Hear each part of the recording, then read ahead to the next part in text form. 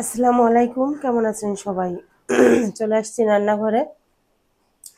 শীতের দিনের খুবই মজাদার একটি রেসিপি আপনাদের সঙ্গে শেয়ার করব বলে। বন্ধুরা, শীতের সবজি সঙ্গে হচ্ছে এখন নতুন আর একটা মজার খাবার অ্যাড হচ্ছে, সেটা হচ্ছে কুমড়ো বড়ি বা মাসকলাইয়ের বড়ি। এই শীতের সিজনে কিন্তু যে কোনো তরকারি বা যে কোনো সবজির সঙ্গে এই কুমড়ো বড়ি দিয়ে রান্না করলে তরকারি বা সবজির স্বাদ কিন্তু অনেক অনেক গুণে বেড়ে যায়। আর যারা পছন্দ করেন কুমড়ো বড়ি তাদের তো কথাই নেই। আজ আমি রান্না করব নতুন আলু বেগুন দিয়ে ইলিশ মাছ, সঙ্গে দিব কুমড়ো বড়ি। সবকিছু কেটে ধুয়ে পরিষ্কার করে নিয়েছি, চলে যাব মূল রান্নায়। বন্ধুরা সঙ্গে থাকেন, ফুল ভিডিওটা দেখতে থাকেন, আশা করছি আপনাদের ভালো লাগবে।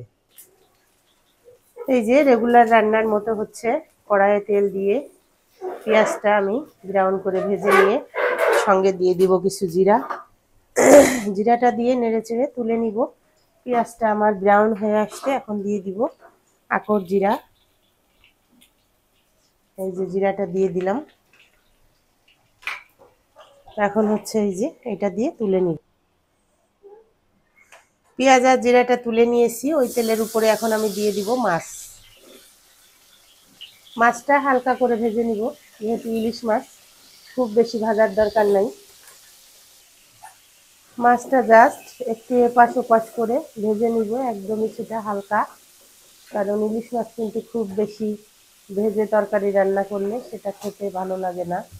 হালকা ভেজে রান্না করলেই ভালো লাগে। অনেকে আছে না ভেজেও রান্না করে।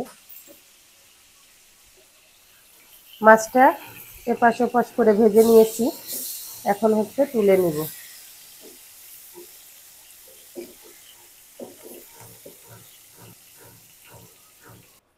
মাছ ভাজা তেলের উপরে দিয়ে দিব এখন কুমড়ো বড়ি।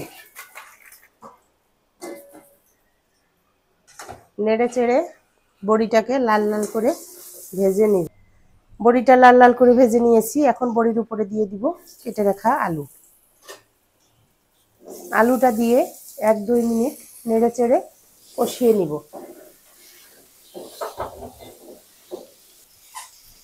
দিয়ে দিলাম লবণ, দিয়ে দিব হলুদ, আর দিব সামান্য একটুখানি ধনিয়া গুঁড়া।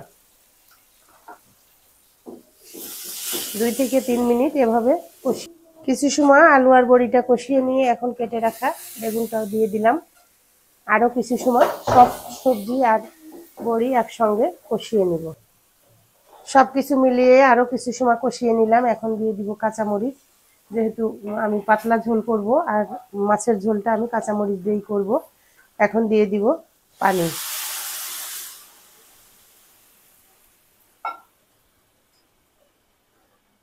আমি বড়ি আর সবজি একসঙ্গে কষিয়ে নিয়েছি, কারণ হচ্ছে এখানে নতুন আলু আর বেগুন দুইটাই কিন্তু খুব বেশি সময় লাগবে না সিদ্ধ হতে। আর বড়িটা কতটা কীরকম সিদ্ধ হবে সেটা আমার আসলে আমি শিওর না, এই জন্য একসঙ্গে দিয়ে দিলাম। এখন আমি ঢাকা দিয়ে দিব পুরোপুরি আলু বেগুনটা সিদ্ধ হওয়ার জন্য। এই যে সিদ্ধর জন্য পানি দিয়েছিলাম, পানিটাও শুকিয়ে গিয়েছে আর সবজিটাও কিন্তু পারফেক্ট সিদ্ধ। এখন আমি ঝোলের জন্য পানি দিয়ে দিব, একটু বেশি পরিমাণে ঝোল দিব, যেহেতু বড়ির তরকারি আমরা সবাই কিন্তু জানেন যে এই বড়ির তরকারিতে কিন্তু একটু ঝোল বেশি দিতে হয়, কারণ বড়িতে হচ্ছে অনেকটা ঝোল চুষে নিবে।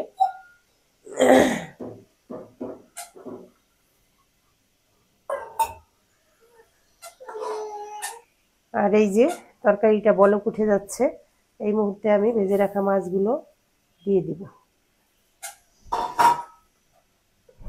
2 মিনিটের মতো ঢাকনাটা তুলে নিলাম। 2-3 মিনিটের মতো মাছ দিয়ে ফুটিয়ে নিলাম। আমার পরিমাণ মতো ঝোল চলে আসছে।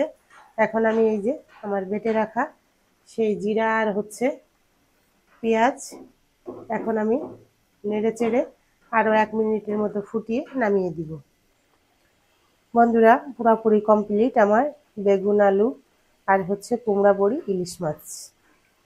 আর এই শীতে এরকম নতুন আলু নতুন বেগুন সঙ্গে ইলিশ মাছ, আর তার সঙ্গে থাকতে হবে এই যে নতুন কুমড়ো বড়ি। কী যে স্বাদ! যারা খেয়েছেন তারা তো অবশ্যই জানেন, আর যারা না খেয়েছেন খুবই মজার একটি খাবার কিন্তু আপনারা মিস করছেন। অবশ্যই আমার এই রেসিপিটি ফলো করে আপনারাও ট্রাই করবেন, বা যার যার নিজস্ব এলাকার যে রান্নাটা আছে, যে সিস্টেমে রান্না বান্না করে থাকেন ওই সিস্টেমে করে খেয়ে দেখতে পারেন, ইনশাল্লাহ ভালো লাগবে। সবাই ভালো থাকেন, সুস্থ থাকেন। আর আমার ভিডিওটা যদি ভালো লাগে অবশ্যই লাইক কমেন্ট শেয়ার দিয়ে পাশে থাকবেন। আল্লাহ হাফেজ।